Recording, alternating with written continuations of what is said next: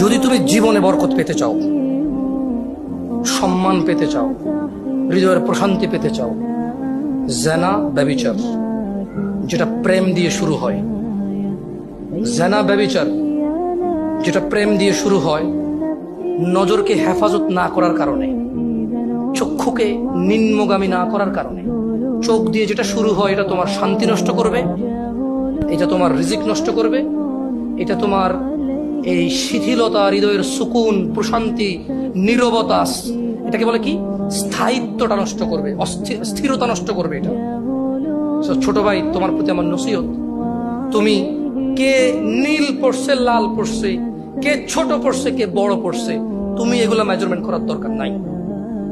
তুমি নিচে নজর রাখো, হাঁটো, তোমার এটা জানারও দরকার নাই আজকে তোমার সামনে দিয়ে কয়টা মেয়ে কি পড়ে গেছে তুমি দেখোই নাই। তুমি নিচে হাঁটো, যথাসম্ভব তুমি যতটুকু নিচে দেখে হাঁটা সম্ভব তুমি তোমার চোখকে হেফাজত করো। লজ্জাস্থান হেফাজত হবে, লজ্জাস্থান হেফাজত হলে তোমার হৃদয়ের প্রশান্তি নষ্ট হবে না ইনশাআল্লাহ। রিজিকের দরজা খুলবেই খুলবে।